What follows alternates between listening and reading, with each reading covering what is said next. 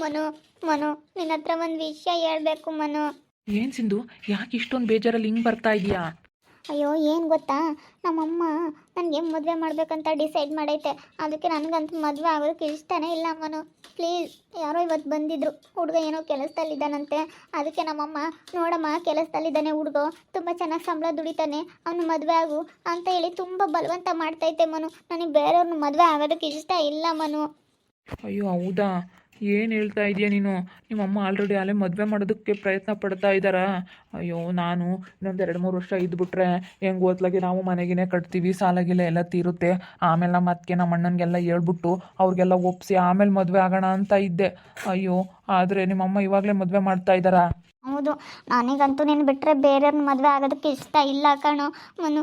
Please, ನನ್ನ ಇಲ್ಲಿಂದ ಕರ್ಕೊಂಡು ಹೋಗ್ತೀಯಾ? ನಿಮ್ಮ ಅಣ್ಣ ನಿಮ್ಮ ಅತ್ತಿಗೆ ತುಂಬ ಒಳ್ಳೆಯವರು, ಅವರೇ ಮದುವೆ ಮಾಡ್ಕೊಳ್ತಾರೆ. ಪ್ಲೀಸ್, ನನ್ನ ಇಲ್ಲಿಂದ ಕರ್ಕೊಂಡೋಗಿ ನೀನು ಮದುವೆ ಆಗಿಬಿಡು. ನಮ್ಮಮ್ಮ ಅವ್ರಿಗೆ ಆಲೇ ನಾಳೆ ಬರೋದಕ್ಕೆ ಕೇಳಿದ್ದಾರೆ. ಅವ್ರ ಮನೆಗಳವರೆಲ್ಲ ನಾಳೆ ಬರ್ತಾರೆ. ಬಂದರೆ ಎಲ್ಲ ಫಿಕ್ಸ್ ಮಾಡಿಬಿಟ್ಟು ಆವಾಗಲೇ ಎಂಗೇಜ್ಮೆಂಟ್ ಮಾಡಿ ಬೇಗನೆ ಮದುವೆ ಮಾಡ್ತಾರಂತೆ ಮನು. ಅಯ್ಯೋ, ಏನು ಮಾಡಲಿ ಇವಾಗ? ನಮ್ಮ ಅತ್ತಿಗೆ ನಮ್ಮ ಅಣ್ಣನ ಒಪ್ಪಿಸ್ಬೇಕು. ಇವಾಗ ಎಲ್ಲ ಊರಲ್ಲಿ ಏನಂತಾರೆ, ಅವ್ರ ಅಣ್ಣನೂ ಹಂಗೆ ಲವ್ ಮಾಡಿ ಮದುವೆ ಆದ, ಇವನು ಹಂಗೆ ಲವ್ ಮಾಡಿ ಮದುವೆ ಆಗ್ತಾ ಇದ್ದಾನೆ ಅಂತ ಹೇಳಿ ಊರಲ್ಲೆಲ್ಲ ಮಾತಾಡ್ತಾರೆ. ಸಿಂಧು ಪ್ಲೀಸ್ ಕಣೆ, ಹಂಗೆಲ್ಲನ ಮಾಡೋದಕ್ಕಾಗಲ್ಲ. ಯಾಕಂದರೆ ಊರಲ್ಲೆಲ್ಲ ನಾವು ತುಂಬ ಕೀಳಾಗ್ಬಿಡ್ತೀವಿ. ಅದಕ್ಕೋಸ್ಕರ ನಮ್ಮ ಅತ್ತಿಗೆಂಗೆ ಕೇಳಬೇಕು. ನಮ್ಮ ಅತ್ತಿಗೆ ತುಂಬ ಒಳ್ಳೆಯವರು. ನಮ್ಮ ಸಂಗೀತಕ್ಕಿಂಗೆ ಕೇಳಲ್ಲ, ನಮ್ಮ ಸಂಗೀತಕ್ಕಿಂಗೆ ಕೇಳ್ಬಿಟ್ಟು ನಿನಗೆ ಆಮೇಲೆ ಹೇಳ್ತೀನಿ. ನೀವು ಅದಕ್ಕೇನು ಕೇಳೋದು ಬೇಡ, ಯಾರನ್ನೂ ಕೇಳೋದು ಬೇಡ. ಬಾ, ನಾವಿಬ್ರು ಸುಮ್ಮನೆ ಹೋಗ್ಬಿಟ್ಟು ಮದುವೆ ಆಗ್ಬಿಡೋಣ. ಪ್ಲೀಸ್ ಮನು, ಪ್ಲೀಸ್ ಬಾರು, ಹೋಗಿ ಎಲ್ಲಾದ್ರೂ ಮದುವೆ ಆಗ್ಬಿಡೋಣ. ಮದುವೆ ಆದರೆ ಯಾರೇನು ಮಾಡೋದಿಲ್ಲ. ಇವಾಗ ನಿಮ್ಮ ಅತ್ತಿಗೆನೂ ನಿಮ್ಮ ಅಣ್ಣ ಇಲ್ವಾ? ಹಾಗೆ ನಾವು ಏನಾದರೂ ಒಂದು ಕೆಲಸ ಮಾಡೋಕ್ಕಾಗುತ್ತೆ. ನೀನು ಕಂಪ್ಯೂಟರ್ ಸೆಂಟ್ರ್ ಮಾಡ್ತಾ ಇದೆಯಾ ತಾನೇ? ಅಯ್ಯೋ, ಇವಾಗ ನಮ್ಮ ಮನೇಲಿ ಆ ಥರ ಪರಿಸ್ಥಿತಿ ಇಲ್ಲ ಕಣೆ. ನೀನೇನೋ ಹೇಳ್ತೀಯ. ಇವಾಗ ನಮ್ಮ ಅಣ್ಣ ನಮ್ಮ ಅತ್ತಿಗೆ ಎಷ್ಟು ಕಷ್ಟಪಟ್ಟು ಮನೆ ಕಟ್ಟಬೇಕು ಅಂತ ಹೇಳಿ ಕಷ್ಟಪಟ್ಟು ದುಡಿತಾ ಇದ್ದಾರೆ. ನೀನು ಏನು ಮಾಡ್ತೀಯೋ ಗೊತ್ತಿಲ್ಲ ಮನು. ನನಗಂತೂ ನೀನೇ ದಿಕ್ಕು ಅಷ್ಟೇ. ನೀನು ಏನು ಮಾಡ್ತೀಯೋ ಗೊತ್ತಿಲ್ಲ. ನಮ್ಮಮ್ಮ ಮದುವೆ ಮಾಡಿಸ್ತಾ ಇದ್ದಾರೆ ಬೇರೆ ಹುಡುಗನ ಜೊತೆ. ಹುಡುಗನು ಚೆನ್ನಾಗಿದ್ದಾನೆ, ಆಗಮ್ಮ ಅಂತ ಹೇಳಿ ತುಂಬ ಬಲವಂತ ಮಾಡ್ತಾ ಇದ್ದಾರೆ. ಅಯ್ಯೋ, ನೀನು ಇವಾಗ ಹಿಂಗೆ ಹೇಳ್ಬಿಟ್ರೆ ಸಿಂಧು, ನಾನು ಇವಾಗ ಏನು ಮಾಡೋಣ ಹೇಳು? ನಮ್ಮಣ್ಣ ನಮ್ಮ ಅತ್ತಿಗೆ ಕೇಳಬೇಕು. ನಾನು ಇವಾಗ ಸಡನ್ನಾಗಿ ಆ ಥರ ನಿರ್ಧಾರ ತಗೊಳಕ್ಕಾಗಲ್ಲ. ನೀನು ಬಂದ್ಬಿಟ್ಟು ನಾನು ಮದುವೆ ಆಗಬೇಕು ಅಂತ ಹಿಂಗೆ ಕೇಳಿದ್ರೆ ಸಡನ್ನಾಗೆ ನಾನು ಏನು ಮಾಡಲಿ ಸಿಂಧು ಇವಾಗ? ಮತ್ತೆ ಇವಾಗ ಏನು ಮಾಡಲಿ ಹೇಳು ನಾನು? ನನಗಂತೂ ನೀನು ಬಿಟ್ಟು ಮದುವೆ ಆಗೋದಕ್ಕೆ ಬೇರೆಯವ್ರನ್ನ ಇಷ್ಟ ಇಲ್ಲ. ನಾನು ಮತ್ತೆ ಹಂಗಾದ್ರೆ ಮದುವೆ ಆಗ್ಬಿಡ್ಲಾ? ಇವಾಗ ನಾನು ಮರೆತು ಬೇರೆಯವ್ರನ್ನ ಮದುವೆ ಆಗುವಂತ ಹೇಳ್ಬೇಕಾದ್ರೆ ಇಷ್ಟ ಇಲ್ಲದ ಮದುವೆ ಆಗಿ ಅನುಭವಿಸ್ತೀನಿ. ಅಯ್ಯೋ, ಇನ್ನೊಂದು 2 ವರ್ಷ ಸುಧಾರಿಸಿ. ನಿಮ್ಮ ಅಮ್ಮನಿಗೆ ಹೇಳಿ ಇನ್ನೊಂದು 2 ವರ್ಷ ಆಗಲ್ಲ ಅಂತ ಹೇಳಿ. ಮಿನಿಮಮ್ 1 ವರ್ಷನಾದ್ರೂ ಟೈಮ್ ಕೊಡು ನನಗೆ, ಸರಿನಾ? ಇವಾಗ ನಾನು ಅಂತ ಇನ್ನೂ ನೀವು ಮದುವೆ ಆಗೋ ಅಂತ ಇದರಲ್ಲಿಲ್ಲ ಈಗ. ಯಾಕಂದರೆ ನಮ್ಮ ಅಣ್ಣ ನಮ್ಮ ಅತ್ತಿಗೆ ನನಗೆ ಕಂಪ್ಯೂಟರ್ ಸೆಂಟ್ರ್ ಮಾಡಿಕೊಟ್ಟಿದ್ದಾರೆ. ಕಂಪ್ಯೂಟರ್ ಸೆಂಟ್ರ್ ಮಾಡಿಕೊಟ್ಟು ನೀನು ದುಡ್ಕೊಂಡು ತಿನ್ನಪ್ಪ ಅಂತ ಹೇಳಿದ್ದಾರೆ ಕಣೆ. ಇವಾಗ ನಾವಿನ್ನೂ ಮನೆ ಬೇರೆ ಕಟ್ಟಬೇಕು. ಇನ್ನೂ ಮನೆ ಬೇರೆ ಕಟ್ಟೋ ಪ್ಲ್ಯಾನಿಂಗಲ್ಲಿದ್ದೀವಿ. ನಮ್ಮ ನೋಡಿದ್ರೆ ಹಳೆ ಮನೆ, ನೀನು ನೋಡಿದ್ರೆ ಚೆನ್ನಾಗಿರಬೇಕು ಅಂತ ಹೇಳ್ತೀಯ ಎಲ್ಲನ. ಅದಕ್ಕೇ ನೀನು ಇವಾಗ ಕರ್ಕೊಂಡು ಹೋಗ್ಬಿಟ್ಟು ನಾನು ಮದುವೆ ಆಗಿ ನಾನು ಸಾಕ್ತೀನಿ. ಸಾಕೋ ಕೆಪಾಸಿಟಿ ಇಲ್ಲ ಅಂತ ಅಲ್ಲ, ಸಾಕ್ತೀನಿ. ಆದರೆ ನಿನಗೆ ಎಲ್ಲ ಅಡ್ಜಸ್ಟ್ಮೆಂಟ್ ಆಗೋ ಥರ ನಮ್ಮ ಮನೆ ಇರಬೇಕಲ್ಲ. ನಾನೆಲ್ಲ ಅಡ್ಜಸ್ಟ್ ಮಾಡ್ಕೊಳ್ತೀನಿ. ನಿಮ್ಮ ಅತ್ತಿಗೆನೂ ತುಂಬ ಒಳ್ಳೆಯವರು, ನಿಮ್ಮ ಅಣ್ಣನೂ ಒಳ್ಳೆಯವರು, ನಿಮ್ಮ ಅಮ್ಮನೂ ಒಳ್ಳೆಯವರು, ನೀನು ಒಳ್ಳೆಯವನು. ಅದಕ್ಕೋಸ್ಕರ ನಾನು ಬೇರೆಯವ್ರನ್ನ ಮದುವೆ ಆಗೋದಕ್ಕೆ ಇಷ್ಟ ಇಲ್ಲ. ಪ್ಲೀಸ್ ಕಣೋ, ಪ್ಲೀಸ್. ಸರಿ, ವಿಷಯನ ನಮ್ಮ ಅಣ್ಣ ನಮ್ಮ ಅತ್ತಿಗೆ ಹತ್ರ ಮಾತಾಡ್ತೀನಿ. ನಮ್ಮ ಅಣ್ಣ ನಮ್ಮ ಅತ್ತಿಗೆ ಹತ್ರ ಮಾತಾಡಿ ಅದೇನು ಆಮೇಲೆ ನಿನಗೆ ಹೇಳ್ತೀನಿ ಕಣೆ. ಅಯ್ಯೋ, ಯಾರು ಒಪ್ಪೋದಿಲ್ಲ ಈ ಥರ ಕೆಲಸ ಮಾಡ್ತಾರೆ ಅಂದರೆ. ದೊಡ್ಡವ್ರು ಯಾರು ಒಪ್ಪೋದಿಲ್ಲ. ನಾನು ಹೇಳ್ತಾ ಇದ್ದೀನಿ, ನನ್ನ ಹತ್ರನೇ ಅಮೌಂಟ್ ಐತೆ, ಬೇಕಾದ್ರೆ ತಗೊಬರ್ತೀನಿ. ಎಲ್ಲ ಖರ್ಚಿಗೂ ನನ್ನ ಹತ್ರನೇ ಐತೆ. ನಿನ್ನ ದುಡ್ಡಿನ ಬಗ್ಗೆ ಮಾತ್ರ ಏನು ಯೋಚನೆ ಮಾಡಬೇಡ, ಸರಿನಾ? ನಾನು ತಗೊಂಬಂದು ನಮ್ದೇನು ಖರ್ಚೈತೆ ನಾನೇ ನೋಡ್ಕೊತೀನಿ. ಅಯ್ಯೋ, ಅಮೌಂಟ್ ಬಗ್ಗೆ ನಾನು ಚಿಂತೆ ಮಾಡ್ತಾ ಇಲ್ಲ. ನಮ್ಮ ಮನೇಲಿ ಇವಾಗ ಎಲ್ಲ ನಮ್ಮದು ಹಳೆ ಮನೆ ಆಗ್ಬಿಟ್ಟೈತೆ. ಇವಾಗ ಮನೆ ಬೇರೆ ಇಲ್ಲ. ಅದಕ್ಕೋಸ್ಕರ ತುಂಬ ಕಷ್ಟ ಬೀಳ್ತಾ ಇದ್ದೀವಿ. ಅದಕ್ಕೋಸ್ಕರ ನಮ್ಮ ಅಣ್ಣ ನೋಡಿದ್ರೆ ಅವರು ಬಿಸ್ನೆಸ್ ಮಾಡ್ತಾ ಇದ್ದಾರೆ. ಅವರು ಡೆಕೋರೇಟ್ ಮಾಡ್ತಾ ಇದ್ದಾರೆ, ಮತ್ತು ನೀರುಳ್ಳಿ ಬೆಳ್ಳುಳ್ಳಿ ಬಿಸ್ನೆಸ್ ಮಾಡ್ತಾ ಇದ್ದಾರೆ. ಇನ್ನು ಯಾವ್ಯಾವ ಥರ ಬಿಸ್ನೆಸ್ ಬೇಕೋ ಎಲ್ಲ ಮಾಡ್ತಾ ಇದ್ದಾರೆ ನಮ್ಮ ಅಣ್ಣನೂ ನಮ್ಮ ಅತ್ತಿಗೆ ತುಂಬ ಕಷ್ಟ ಬೀಳ್ತಾ ಇದ್ದಾರೆ ಕಣೆ. ಅದಕ್ಕೋಸ್ಕರ ಹೇಳ್ತಾ ಇರೋದು. ನನಗೆ ನೀನು ಮದುವೆ ಆಗೋದಕ್ಕೆ ಇಷ್ಟ ಇಲ್ಲ ಅಂತಲ್ವಲ್ಲ, ದುಡ್ಡಿನ ಮುಖನೂ ನೋಡ್ತಾ ಇಲ್ಲ. ಇವಾಗ ನೀನು ಕರ್ಕೊಂಡು ಬಂದರೆ ಸಾಕು, ಕೆಪಾಸಿಟಿನೂ ಐತೆ ನನಗೆ. ನಮ್ಮ ಅಣ್ಣನ ನಾನು ಕೈ ಬಿಟ್ರೆ ನಮ್ಮ ಅಣ್ಣ ನಮ್ಮ ಅತ್ತಿಗೆ ಕೈ ಬಿಡೋಲ್ಲ. ನೀನು ಚೆನ್ನಾಗಿ ನೋಡ್ಕೊತಾರೆ. ನಮ್ಮ ಅಮ್ಮ ಇನ್ನೂ ನೋಡ್ಕೊಂಬತ್ತೆ. ಇವಾಗ ಏನು ಮಾಡೋಣ ಹೇಳು? ನೀನು ಏನು ಹೇಳ್ತೀಯೋ ಅದು ಅಷ್ಟೇ. ನಾನಂತೂ ಇಲ್ಲಿಂದ ಹೋಗಲ್ಲಪ್ಪ.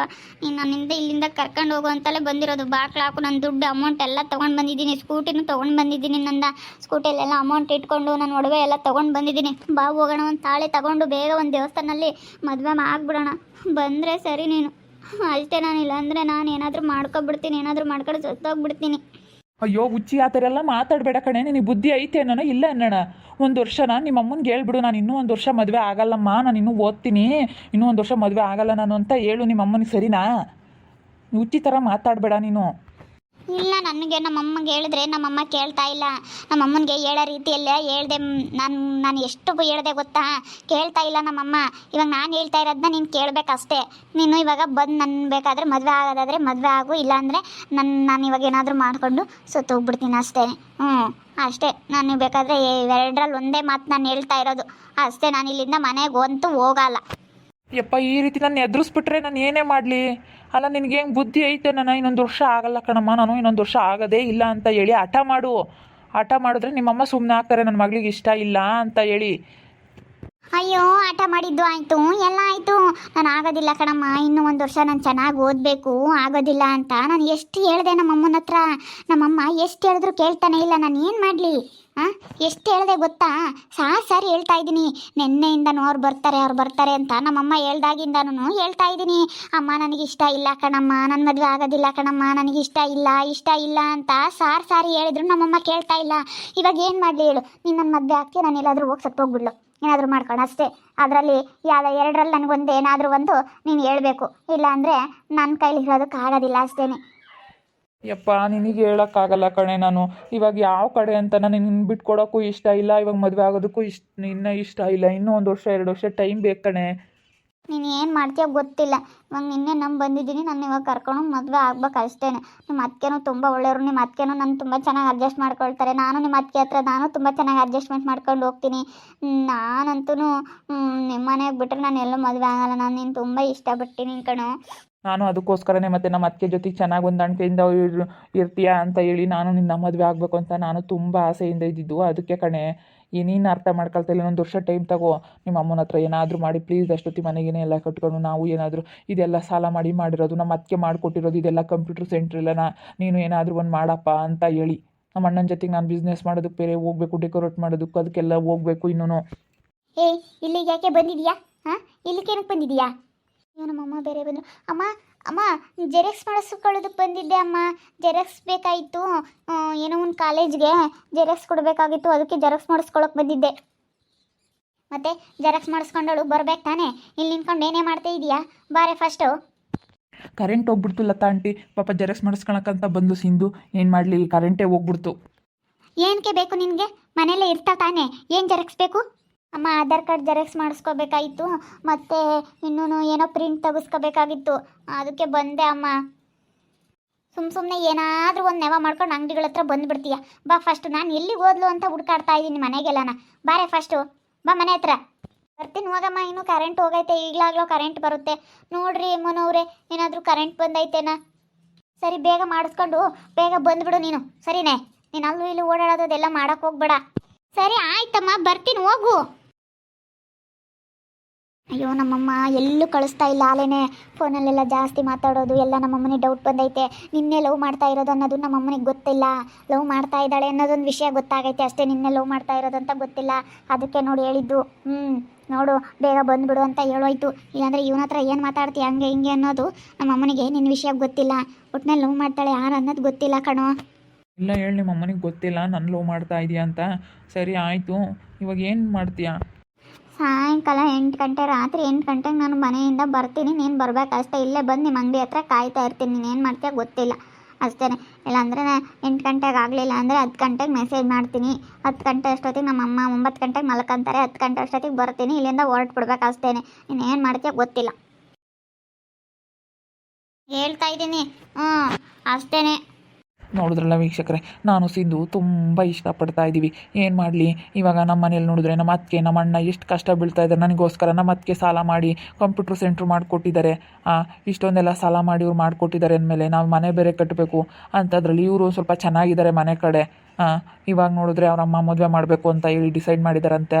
ಅದಕ್ಕೇ ಅವಳು ನೀನೇನು ಮಾಡ್ತೀಯ ಗೊತ್ತಿಲ್ಲ, ನಾನು ಇಲ್ಲಿಂದ ಕರ್ಕೊಂಡು ಹೋಗ್ಬಿಡು ಅಂತ ಹೇಳಿ ತುಂಬ ಬಲವಂತ ಮಾಡ್ತಾ ಇದ್ದಾಳೆ. ಏನು ಮಾಡಬೇಕು ಅಂತ ಗೊತ್ತಿಲ್ಲ. ಒಳ್ಳೆ ಹುಡುಗಿ ಬೇರೆ, ನಾನು ಅವಳು ತುಂಬ ಇಷ್ಟಪಟ್ಟಿದ್ವಿ. ನಾನು ಇವಳು ಒಂದೇ ಕ್ಲಾಸ್ಮೇಟು. ಅದಕ್ಕೇ ನೀನು ನನ್ನ ಮದುವೆ ಆಗಲೇಬೇಕು ಅಂತ ಹೇಳಿ ನಾನು ತುಂಬ ಬಲವಂತ ಮಾಡ್ತಾ ಇದ್ದಾಳೆ. ಏನು ಮಾಡಬೇಕು ಅಂತ ಗೊತ್ತಾಗ್ತಾ ಇಲ್ಲ. ಏನು ಮಾಡೋಣ ಏನೋ, ರಾತ್ರಿಗೆ ಒಂದು 8 ಗಂಟೆ ತಪ್ಪಿದ್ರೆ 10 ಗಂಟೆಗೆ ಬರ್ತೀನಿ ಅಂತ ಹೇಳೋವಳು. ಏನು ಮಾಡಬೇಕು ಗೊತ್ತೇ ಆಗ್ತಾ ಇಲ್ಲ ನನಗಂತೂ. ಮದುವೆ ಆಗೋದು ಬಿಡೋದು ಅಂತ ಅನ್ನಿಸ್ತಾ ಐತೆ.